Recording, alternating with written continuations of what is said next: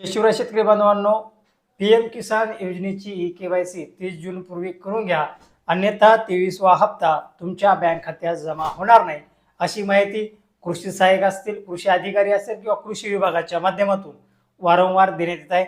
खरंच तुम्हाला 30 जून पूर्वी पीएम किसान योजनेची केवायसी करावी लागणार, तेव्हाच तुम्हाला 23वा हप्ता मिळणार आहे. पण नेमकी ही केवायसी कुणाला करायची आहे याची संपूर्ण माहिती मी तुम्हाला या व्हिडिओच्या माध्यमातून देणार आहे. त्यामुळं हा व्हिडिओ शेवटपर्यंत नक्कीच बघा.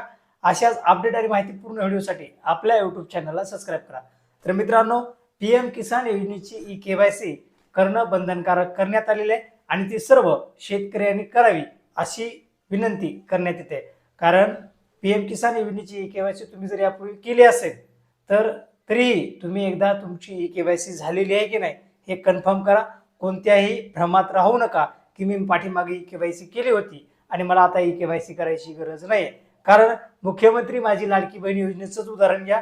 खूप साऱ्या महिलांना असं वाटलं होतं की माझी ई केवायसी झाली आहे, पण खूप साऱ्या महिला ई केवायसी न झाल्यामुळं त्यांना त्या योजनेचा लाभ बंद करण्यात आलेला आहे. मग त्यामुळं पीएम किसान योजना असेल किंवा नमो शेतकरी योजना असेल, ह्या दोन्ही योजना एकाच बेसिसवरती चालतात, ते म्हणजे पीएम किसान योजनेच्या बेसिसवरती. त्यामुळं तुम्हाला जर तुमचं नुकसान करायचं नसेल तर तुमची ई केवायसी करून घ्या. आता याच्यामध्ये शेतकऱ्यांना प्रश्न पडला की नेमकी कुठं करायची. सध्या ज्या काही याद्या येतात त्या याद्या जास्त करून महेश शेतकरी असतील किंवा ज्या शेतकऱ्यांच्या ई केवायसी झाल्या नसतील त्यांच्या याद्या आहेत. आणि त्या यादीत जर तुमचं नाव नसेल तरी एकदा तुम्ही काय करा, आपल्या गावातील आपले सरकार सेवा केंद्र असेल किंवा सीएससी सेंटर असेल याच्यावरती जाऊन चेक करा की आपली ई केवायसी झालेली आहे की नाही.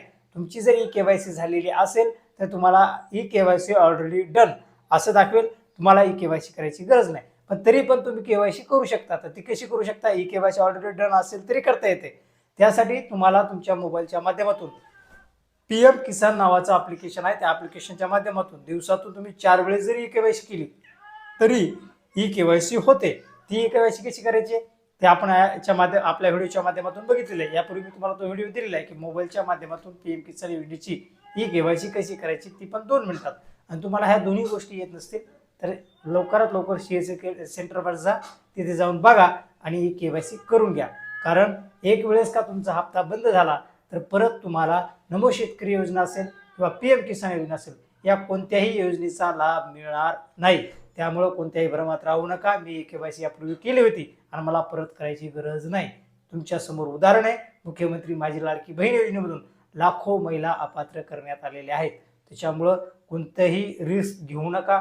ॲग्रिस्टॅग आय डी काढलेला नसेल तर 30 जून पूर्वी ॲग्रिस्टॅग आय डी हा पण काढून घ्या, जो फार्मर आय डी आहे तो काढून घ्या आणि ही केवायसी मात्र नक्कीच करा.